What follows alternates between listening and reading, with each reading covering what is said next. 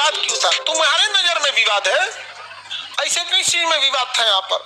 समझा? गांधी जी बस एक चीज का डर था गांधी जी को, कि महात्मा गांधी को ये लगता था ना कि जिस तरह से अंग्रेजों के प्रभाव में जिन्ना आ गया ना, उस तरह गांधी जी सोचते थे कि कहीं अंबेडकर साहब अंग्रेजों के प्रभाव में ना आए। लेकिन अंबेडकर साहब महान व्यक्ति, पढ़े लिखे, वो प्रभाव में नहीं आए, लेकिन दूध का जला हुआ लस्सी फूंक के पीता है। गांधी जी देखें कि जिन्ना पढ़ा लिखा वकील, अंबेडकर साहब भी वकील, गांधी जी भी वकील, सरदार पटेल भी वकील, मोतीलाल नेहरू भी वकील, जवाहरलाल नेहरू भी वकील, तो पढ़ा लिखा तो कोई कमी नहीं थी। जिन्ना भी कम पढ़ा लिखा नहीं था। आप उसको व्यक्तिगत तौर पे अगर उसका जीवन दिखेगा, बहुत पढ़ा लिखा व्यक्ति, तो गांधी जी बस इसी चीज से डरते थे। और अंबेडकर साहब तो अपना भाई अलग अलग व्यक्ति थे, उनका जन्म नहीं, हमारे हिसाब से अवतार हुआ था, तो वो अंग्रेजों के प्रभाव में आए ही नहीं। लेकिन जब विचारधारा का अलग हो जाना, कोई द्वेष नहीं होता है। सबकी विचारधारा क्या हो सकती है?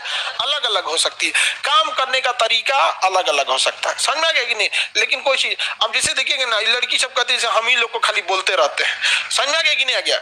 आप लोग बोलते हैं ना कि सर खाली लड़के को ज्यादा मानते हैं, हम लोग को नहीं।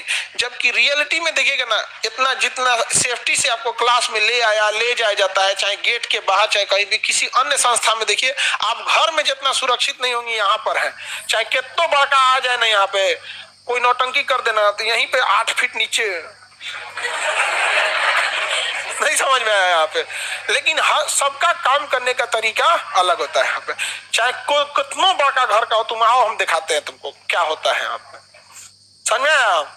तो कभी कभी तो हम लोग एक को ऐसा नहीं धोए लोग कि हम लोग को चोट लग गया है, और बढ़िया से धो देता आदमी यहाँ पे। लेकिन अगर कोई हमको ही कहे कि हम आप लोग का विरोध करते हैं, नहीं, झगड़ा करते हैं,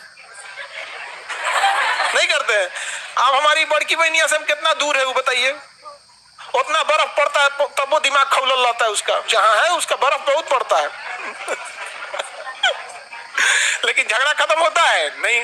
तो ऐसा नहीं है कि गांधी जी और अंबेडकर साहब या सुभाष चंद्र बोस में कोई विरोध था, ऐसा नहीं है। सबका काम करने का तरीका अलग था। अब एक बात बताओ, जो मैथ के मास्टर का तरीका होगा वो हमारे जीएस से बिल्कुल अलग होगा। वो कुछ अलग अप्रोच बताएंगे, हम कुछ अलग बताएंगे, लेकिन इसका मतलब क्या हम दोनों एक दूसरे के विरोधी हो गए? नहीं। अब वैसे ही सुभाष चंद्र बोस का तरीका अलग था, गांधी जी का अलग था। अभी बताओ, गांधी जी से उम्मीद करते हो कि वो जाके कहते गोली मारो?